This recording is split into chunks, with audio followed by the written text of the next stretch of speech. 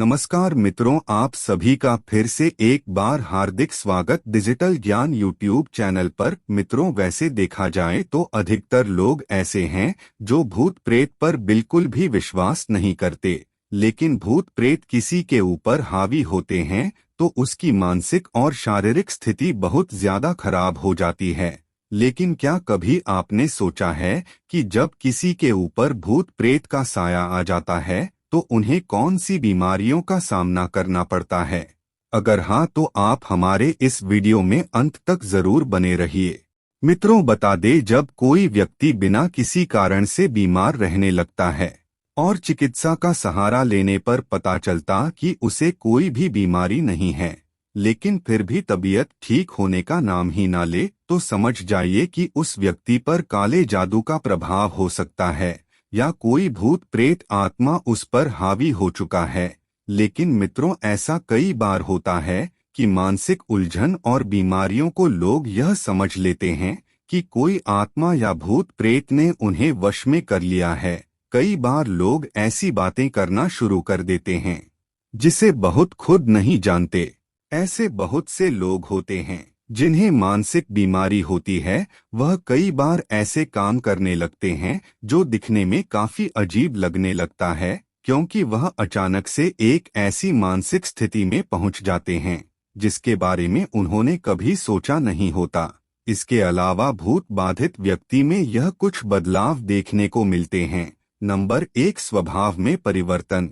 अगर किसी व्यक्ति के स्वभाव में अचानक ही बदलाव होने लगे और वह हर काम में खुद को सही बताने लगे तो समझ जाना चाहिए कि उस इंसान पर काला जादू करवाया गया है या फिर उस पर किसी भूत प्रेत का बाधा है। नंबर 2, नाड़ी गति का तेज हो जाना। वैसे तो भगवान ने हमारे शरीर में कई ऐसी खूबियां दी है जिससे छोटी सी छोटी चीज भी हमारे शरीर को पता चल जाती है। वहीं अगर हमारे शरीर में भूत प्रेत का हमला होता है तो हमारा शरीर उसका विरोध करने लगता है। लेकिन किसी भी व्यक्ति पर अगर जादू तंत्र मंत्र का प्रयोग किया जाता है तो शरीर जब तक सक्षम होता है तब तक उसका सामना करता है।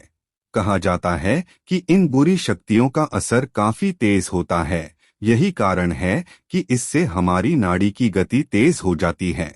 नंबर 3, सांसों की गति का तेज होना। अगर किसी शिशु के ऊपर तंत्र का प्रयोग किया गया है तो उसकी सांसों की गति तेज होने लगती है।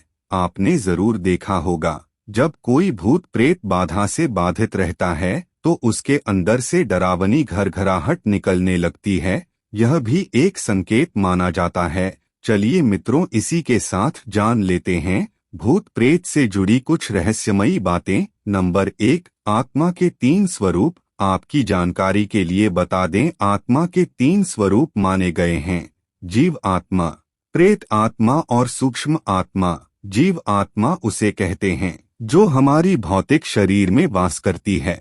जब इस जीवात्मा को वासना और कामनाएं शरीर में जगह मिलती है तब उसे प्रेतात्मा कहते हैं। यह आत्मा जब सूक्ष्म शरीर में प्रवेश करती है तो उसे सूक्ष्म आत्मा कहते हैं। नंबर 2, आखिर किसे पकड़ते हैं भूत? अगर धर्म के अनुसार देखा जाए तो जो व्यक्ति तिथि और पवित्रता को नहीं मानते या ईश्वर देवता और अपने पूज्य गुरु का अपमान करते हैं, अथवा जो लोग हमेशा बुरे काम में मग्न रहते हैं, ऐसे लोग बड़े ही आसानी से भूतों के वश में आ सकते हैं। इसके अलावा जिन लोगों की मानसिक शक्ति बहुत कम होती है उन पर भूत तेज गति से हमला कर सकते हैं। जो लोग रात के समय किसी खाली जगह में बैठकर मांस मदिरा जैसी चीजों का सेवन करते हैं और देर रात तक बाहर घूमते रहते हैं, वह आसानी से भूतों के शिकार बन जाते हैं। नंबर 2, मृत्यु के बाद आखिर कौन बनता है भूत? जो मनुष्य भूखा प्यासा, संभोग, सुख से विरक्त, क्रोध, राग, द्वेष, लोभ, वासना आदि जैसी चीजों को त्यागे बिना मर जाता है तो वह अवश्य भूत बनकर भटकता रहता है।